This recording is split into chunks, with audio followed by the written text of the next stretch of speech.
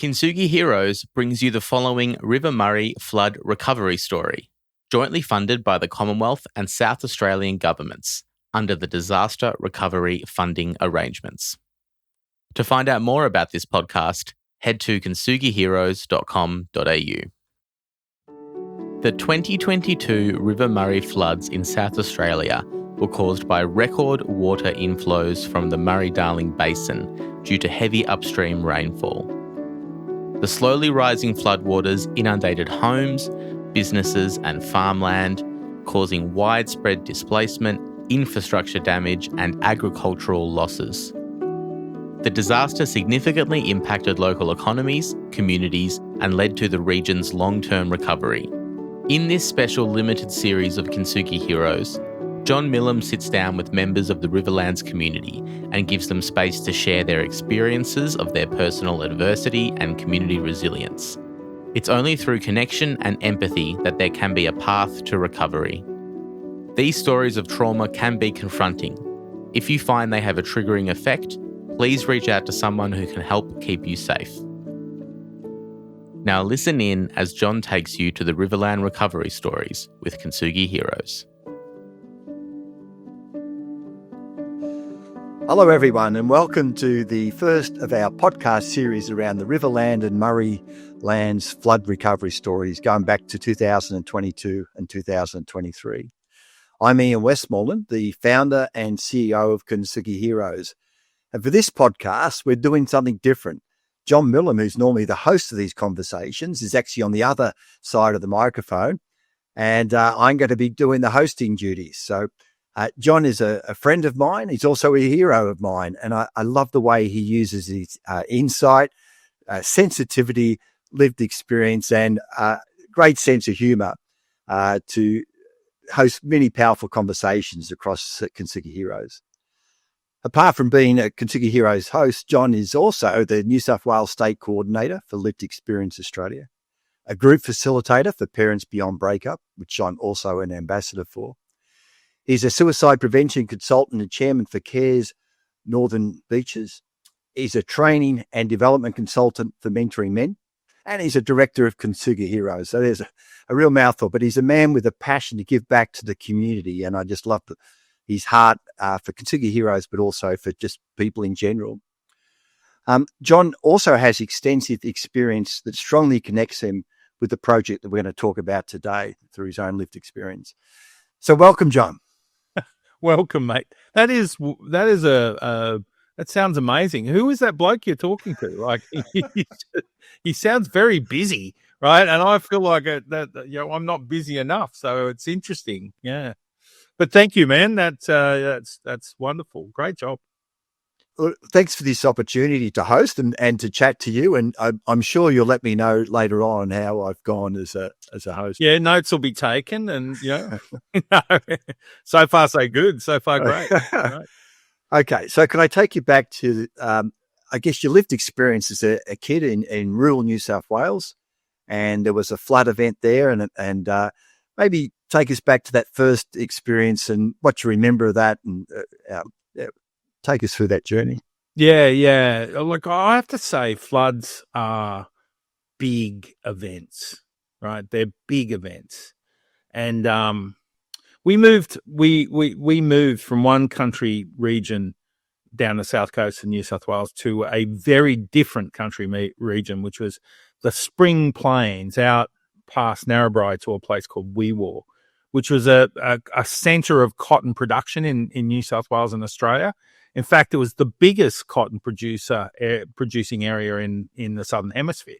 So it was massive, and it was flat, and it was black and soil and spinifex and dry, and it was just a very interesting landscape, right? And you would think so dry that, flooding would be an unusual thing, right? Like to contemplate. But we were there for 7 years and we had 4 floods in 7 years. And they weren't just like, in fact, I identify strongly to the stories from the Murrayland and Riverland because they knew they were coming. And the flood in Wee Waa wasn't about the rains caused excess water and the water filled up and you were flooded. It was about the system. In Australia, rivers connect to other rivers and they flow down. So when massive rains in Queensland and northern New South Wales would come, and then you would hear a week or 2 weeks later that the water was coming down the system and that you would flood. So we knew floods were coming, and it was like hot, dry, and then the water started appearing and slowly filling up the gutters, then the street, then they would come up to the steps, and then they would come into the houses. And it was like a very weird kind of experience that you were racing against time to protect as much stuff as you could, try to get up elevated and put away food and so on. And then once the water was in, it was often 2-3 weeks before it would go again. How old were you at this point, John? Yeah, I was a kid. So we moved there when I was seven, and then I left when I went to town to go to high school. So, and then the family came up that year. So, between the ages of sort of 7 and 12. I remember you sharing part of this story before, and you mentioned these brown snakes that were floating in the flood. Yeah. And I've got this fear, and I think the brown snakes are about the most deadly snakes you can get and most aggressive. So that would have been. The three particular dangerous snakes in the area were like brown snake, right? So we're talking about the Australian eastern brown, which is pretty nasty, and the death adder, right, which is, and a red belly black snake, which is also quite nasty, right? And they were the ones that seemed to take to the water quite happily. So when you think about it, you're out bush, and whatever is out bush is either swimming or drowning, right? So it was quite common to step out of the way as a brown snake would, swim past you, right? Now, to be fair, they weren't trying to get you, right? But if you were in the way, right, it was pretty dangerous. I guess as a kid in the country, you didn't worry too much about these things, but the water was not pleasant, right? So, and there were animals, there were human traps. People would die, right? So it wasn't a benign thing. It wasn't a fun thing. There were systems, like the water would get sucked into drains, and that could catch you if you were walking through a street. So there are a number of incidences over the years of people being caught in a drain, or there were also, flows caused by sort of rivers and billabongs, and people could get caught by snags and debris. So it wasn't an uncommon thing to have a few casualties each flood. So you were warned, there was quite a bit of education. What was interesting too was, because it was farming country, there were a lot of equipment. So we had these giant tractors and harvesters and things. So they would come into town and they would drag a big trailer along, so that, even though the water was kind of up to your chest as a kid, or up to your neck, or even, sort of swimming level, you could go to the center of the road that was quite shallow, and you could climb onto a trailer. So you could travel up and down the town, right, to go and get shopping or whatever. It was like a taxi, right? So these giant tractors. Yeah. So, but yeah, that's as a kid, that was kind of exciting, like it wasn't. And of course, a lot of people were out of home, so the town would come together and house people. It wasn't like there were a lot of options in the town, or these were isolated country towns. So the church and the respiratory and the hotels and stuff would put people up. Your parents owned the pub, didn't they? They did. Yeah, we had a country pub called the Royal, and for the first flood, I remember it being overflowing with people, right? Like, families per room, right? So the second and third and fourth flood, I think my parents had learnt a bit, so they sort of restricted access. But the first one was like a giant workhouse, like just people everywhere, right? Yeah. So, now, let's, I don't want to give away your age, but let's fast forward a few years to 2024. So 50 years on. Yeah. You've just given away your age. Yeah. So Kintsugi Heroes had the privilege of recording stories of people impacted by the floods in the Hunter Valley. Yeah. And we were both up there, and we met some of the locals, and you had a chance to chat to them. And so that flood was shocking because it was so surprising. The locals had no idea. They knew there was, the potential for flood because it wasn't uncommon up there, but the extent and the nature of what the water did in their place was unprecedented. So it was a record flood, and to be honest, they'd lost the law, right? So the history of people coping with big floods, that wasn't well known. So, people had been there for 10, 20 years, but the last time it had flooded like that was, 50 years, right? So they kind of lost the law. And as a consequence, the rapid nature meant it caught people by surprise. The unprecedented nature meant it caught people by surprise. And the unusual elements of the flood caught people by surprise. So there was a lot of trauma, a lot. People lost so much of their personal possessions and their properties, right? And we were talking to them last year, and the houses, some of the houses had just been approved to be rebuilt, right? Rebuilt, right? Courtesy of the challenges with insurance and that kind of bureaucracy. But what I especially noted was what people lost was this sense of status quo. They got really shaken up. So there was a real trauma around the stability of the place, right? The groundedness. That, however, isn't the whole story, because what we discovered talking to them was what they gained as well.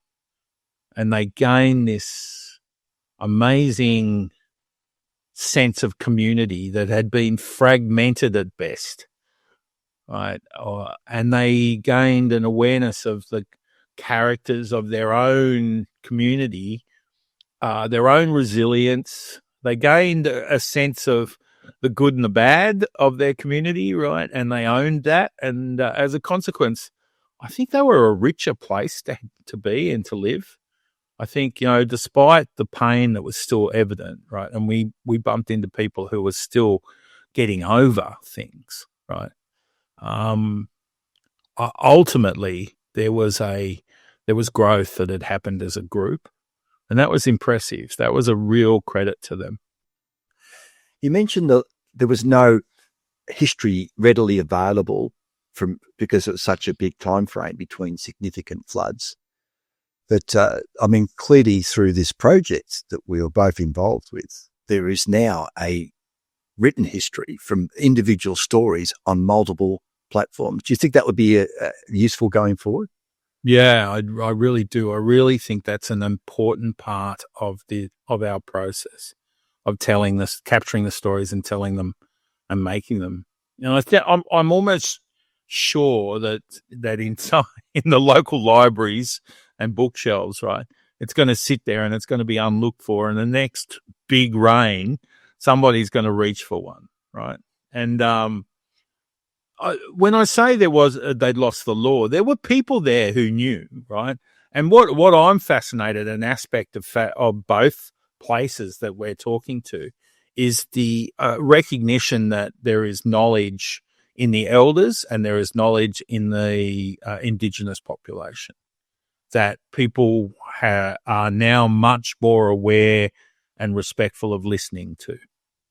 So a common theme in the Hunter was, we need to talk to our our locals, our local Indigenous leaders. We need to talk to the uncles, and we need to talk to the oldies, right? To the originals. I love that. And I love the thought that the books we handed out could become collector's items of great value. Yeah.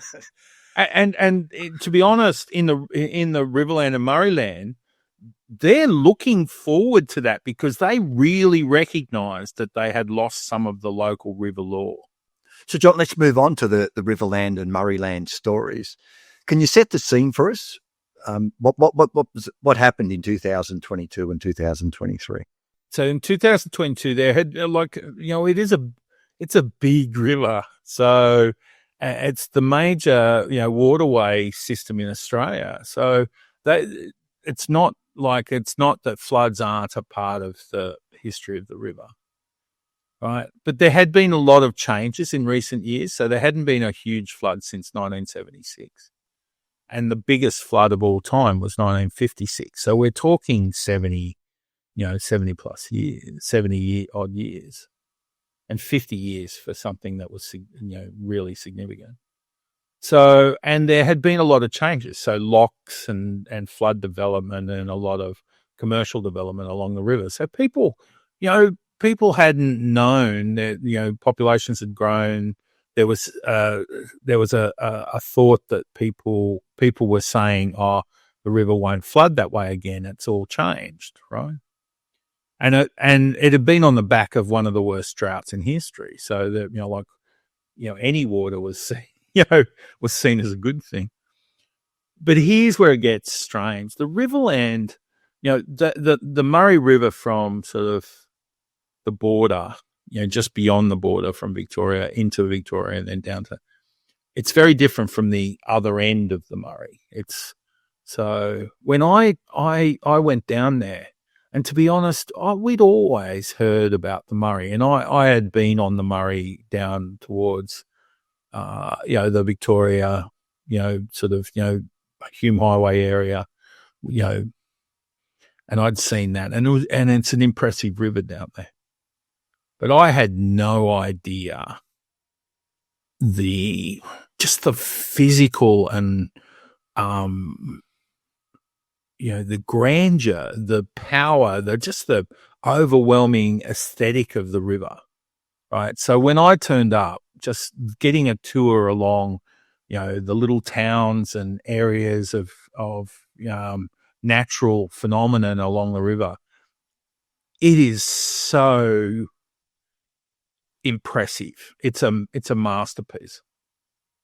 And I kind of think of the Murray area being this sort of table, because it's quite, the land around the river is quite featureless. It's dry and it's farming. It's sort of, broad acre farming. So you've got lines and lines of certain crops, typical Australian farm landscapes, little dotted farm villages and tractors everywhere. And of course, the feature of the architecture is this cliffstone.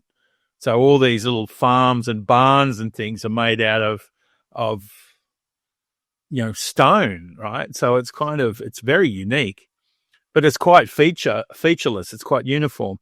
And then there's this giant centerpiece that is the river. And it's so big and so variable and spectacular in landscape. So I was just blown away. I had no idea, right? That it was such a significant feature. Like it's kind of a Grand Canyon-y feel, for me, right? So I'm looking at this going, and of course, it's a tough place. It's hot. It's dry. Living on the river is this narrow strip of green that cuts through this brown land. And there's like broad backwaters and riverlands and marshlands and stuff. It's extraordinary, right? And then, of course, there's this whole lifestyle of people interacting with rivers, like traveling up and down and tourism and recreation and boating and like even living. There are lots of people who live permanently on the river. So it's quite an amazing place. So in 2022, the rains up north, meant that people knew the Murray would flood. They knew 9 months before it flooded. What they didn't know was how much. So the early predictions that had been passed to them, was that it was quite a mild flood, right? No one was worried, about any kind of significance. As it got closer, the prediction kept going up to eventually it was getting to where numbers were massively, shockingly high. And we're talking like in 56, we're talking 9 meters. So what's that? Like a 5-story building over a wide area as well. Yeah. So suddenly a few months out, certain communities realized that they were in big trouble, and then this massive effort to mitigate the impact of a big flood was done. And so there's lots of stories of both, protecting community and being impacted by the water in communities, right? So there's both success and failure in terms of the flood hitting the area. Your love for the area, the geography, the landscape, as well as the people comes through, and it makes me want to go and visit the area. I've only seen snippets along the way. Yeah. So hopefully we'll get a chance to do that later on. Yeah. Given this is the first conversation, and we'll be publishing a new podcast every week, but are you able to share insights from some of the conversations you've had already? So I was blessed to go down and be met by a number of people, members of the council, right? So, and people like like Shelley, who is was the well-being officer for looking after people's mental health during the period, and the works directors and the guys from Renmark Council. So I really had some wonderful access and had some tour around. And the first thing we should note is that there are a number of distinct populations, right? So there are distinct areas, right? So the early part of the river is the Murray Bridge section, which is really a gateway to the Murray, to that sort of recreational space. And then you go through, it's Mannerman, Blanchetown, and then Berry, and then through to Renmark, which is the sort of first part of the South Australian river, and then you go through to Milperra and then in Victoria, New South Wales and Victoria. So what was interesting is just the meeting people. First of all, they're very tough people, right? One thing I note is I met so many folk who have moved away. Life has been they've had adventures. They've gone off to go to school or to travel or to take up relationships or to move and chase employment and careers. And so many have come back. So, there's this sense that there's muddy water in their blood, right? That they love the place. And they talk about it as challenging, but they're unequivocally, they all have the same smile when you ask them, so, do you love living here, right? And they smile and they all say yes, right, in that same sort of wistful way. They do love the river and the place and the people. And another thing of note is that it's both locals, and then there's this very dedicated group of people who are visitors, who are long-term visitors. So there are kids who have grown up visiting Murray during school holidays for their entire life, right? So it seems to attract people back, all the way back to these sort of places of, like tourist places, but they're kind of set up for sort of the regulars to come. So, and then So the stories of the 22 were like often about there were people who were saying it's going to be okay. And then there were people who were really worried that this was going to be something different and something, challenging. And in a way they were both right, because the response was so good. They did a really good job in some areas, and then there were other areas that probably didn't have the same level of response. That being said, we're still talking over 2,000 homes were lost. Wow. So, and people who lived on the river, they were unable to access their homes the river was shut down for 12 months, right? And, we're talking about, people's businesses serving the regular clientele that come and stay and enjoy the amenities of the river. Those businesses were impacted for months. Because what happened was the water slowly increased, right? It was going up. So it started sort of going up in September, October. The peak wasn't until January. And then it started slowly going down, right? So the whole thing was kind of a sort of 8-9 month flood. Yeah. I heard a story that they got out the Hunter Valley flood playbook, and automated alerts were sent out through landlines and through mobiles. Evacuate, and then mainly to older people. So there was panic and people left, and the waters arrived many weeks later. Yeah. The one story, a bloke was trying to increase the height of his levee. Now, there were regulations, right? So levees are a challenging engineering feat. So he was, he felt like he had everything he needed to increase his height. And he had some old timer info where he believed the height of the flood in his area was going to go to a certain level.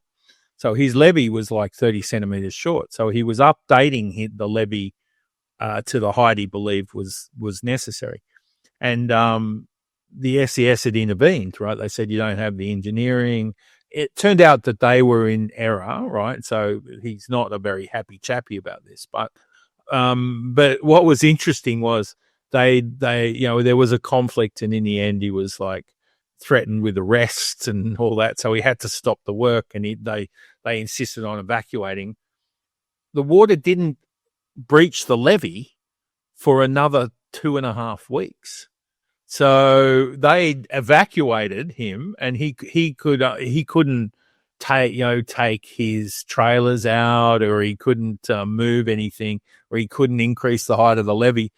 He just had to watch, right? So like there are a lot of circumstances where the best decision based on information that they had was made, but that information was old or not particularly based on circumstance, and that causes a lot of pain for people, because that destruction is a massive impact on their lives, right? Their livelihood and their the things people have built, and then they just watch them go. Yeah. That's a very tough thing.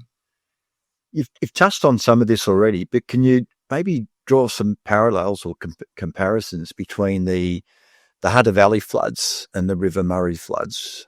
What was similar? What's different?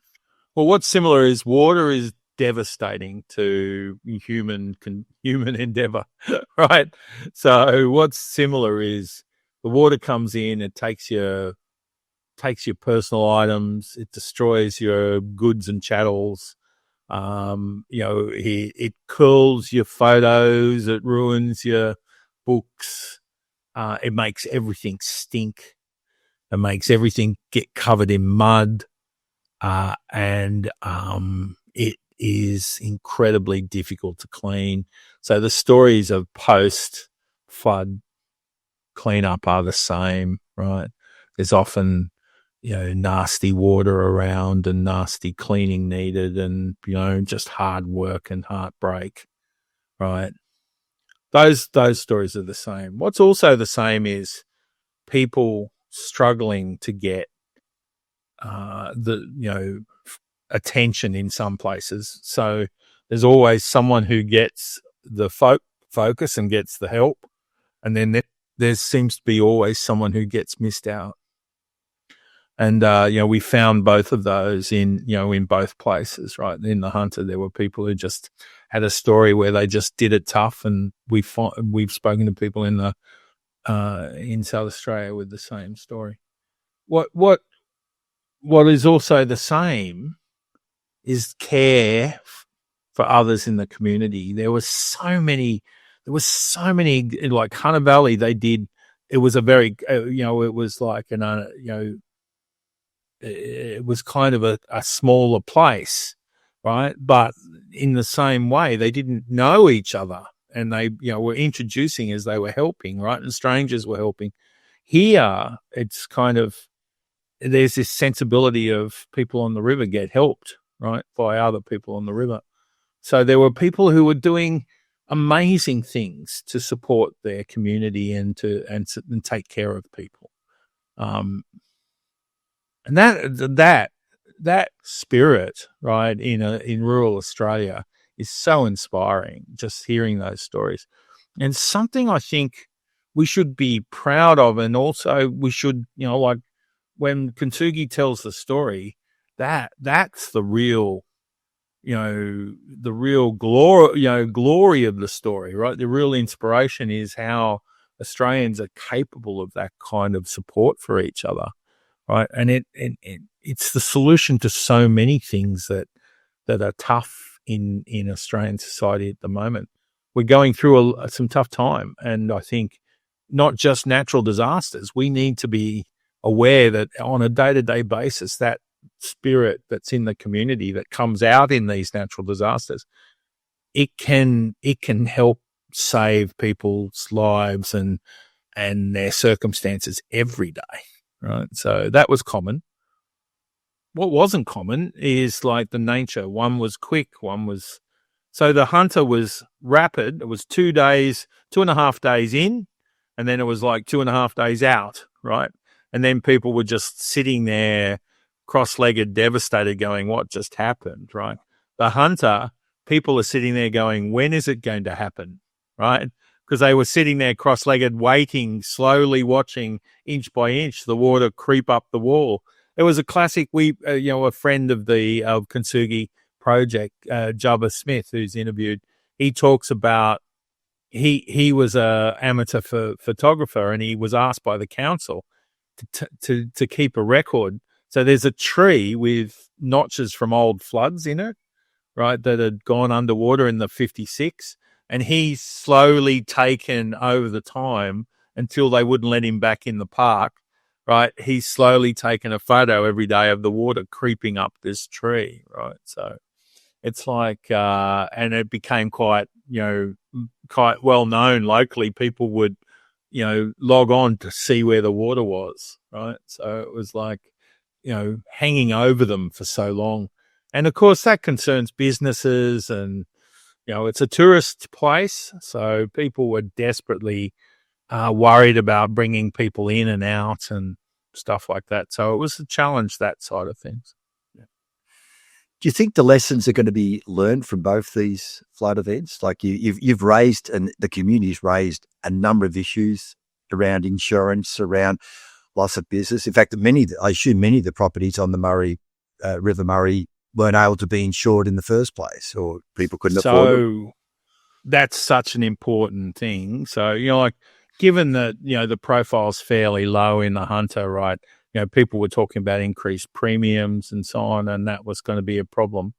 But on the Hunter, there are people now who are saying there was no one who will insure them. So things like a premium for a business has gone from $5,000 for an insurance package with flood insurance to $20,000, and they won't include flood insurance. So, it's a massive challenge. And of course, what happens if houses and businesses are not covered by floods? Because one thing we know, a river will flood. That's just the way it works, right? So, yeah, that's a big issue. I think just going back to that core question, the issues, will they be taken on? They tell me they are taking on these issues. There are lots of lessons learnt. So things around, in the Murray in particular, massive construction was done. So, months of 24/7 work done on levees, right? And like big towns like Renmark was largely saved by the construction of really good levees. These levees we're talking were major civil engineering feats, and that took tens of thousands of hours, right, to do.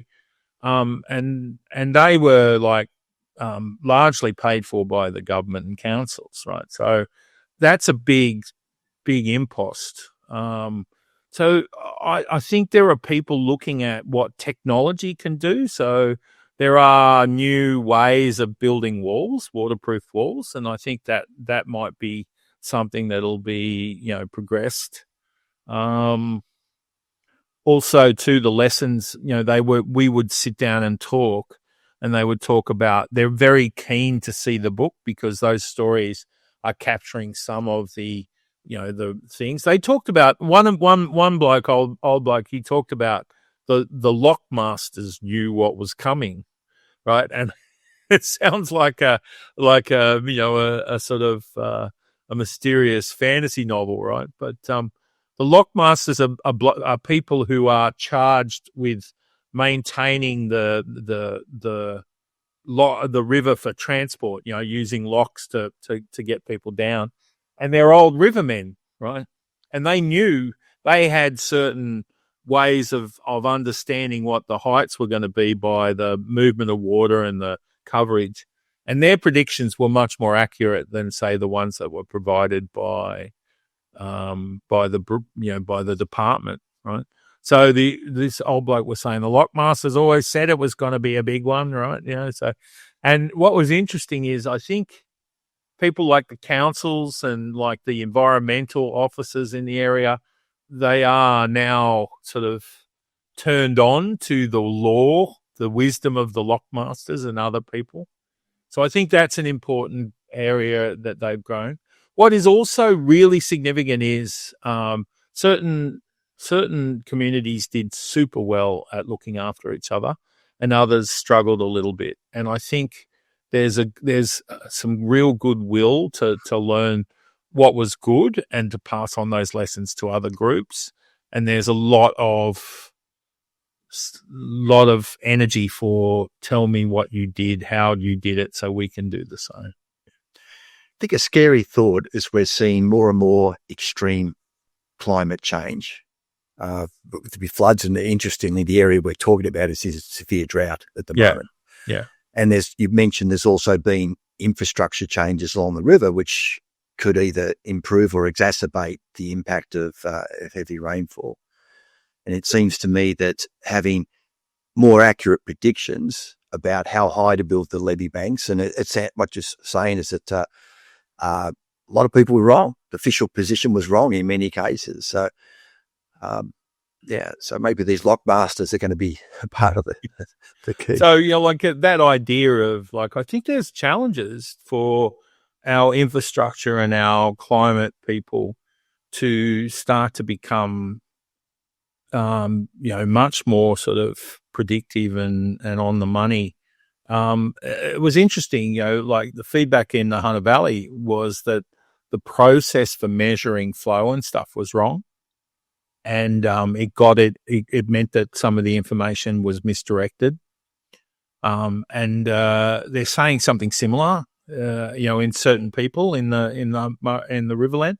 So I think looking at those and saying we need to continually vet and improve our technology for managing climate events is really important. I think there's also real energy for a community-based resilience and mental health support.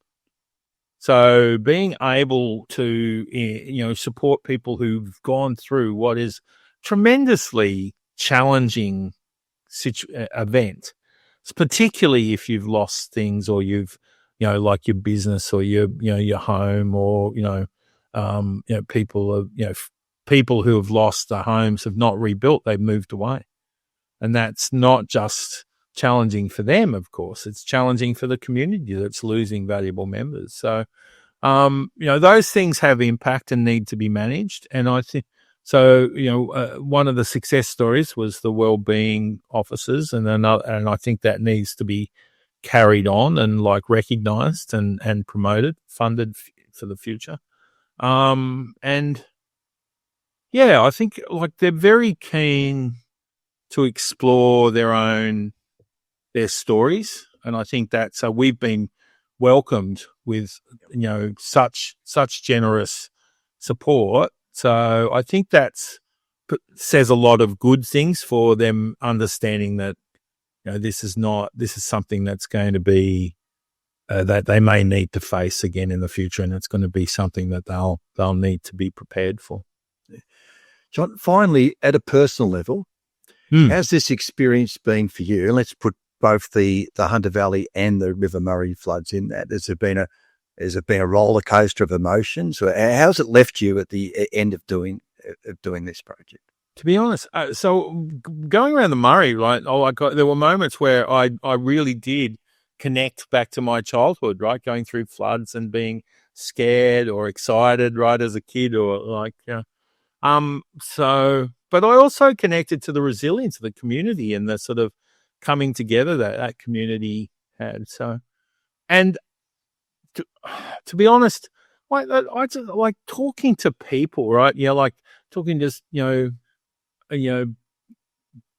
Tony Savoy, who's, who puts, who guided Renmark to, response and having, people happy and people angry and people sad. And he's sort of the young man who's being a community leader. He's the head of the council at Renmark, and, he's an impressive young man. And then there's people who, Vicky, who, they had a barbecue on Christmas Eve to watch the water come up on they had the barbecue on the top of the levee bank that they live near. And, and then there's, people who were constantly checking in on neighbors and, saving gear for them and just helping out. This, certain people worked for days trying to help their neighbors get gear out of the way of the water. So those people, I feel privileged to talk to them. So for me, I'm excited to have the opportunity to both share their story and present their story, right? I'm curious about it, so I get to ask them questions, and then especially excited to have those answers then published for the world, right? I'm just I think they're amazing. The stories are amazing, and I hope that I feel good about putting them on the table for other people to experience as well. John, it's been an absolute pleasure chatting to you. I think clearly we're going to have more natural disasters in the future, and I think with your lived experience and all the skills I mentioned at the start of this, I think you're the ideal person to go out there and bring these stories out. We've seen that the therapeutic benefits for the storytellers as well as the story hearers. So love your work. Thank you so much for doing this. And everyone stay tuned. We'll be publishing stories just hosted by John in future every week. And please watch or listen for the stories. Thanks, John. It'll be awesome. And thank you for listening to this episode of Riverland Recovery Stories. If anything in this conversation has had a triggering effect, please seek support and reach out to someone who can help keep you safe. If you found this conversation interesting or helpful, please share it with your friends, family, and colleagues so we can help more people with their recovery from natural disasters. To find out more about Kintsugi Heroes and our other projects, head to kintsugiheroes.com.au. Thank you to our production team, Kintsugi Heroes volunteers, and most importantly, the Riverland community for sharing their lived experience.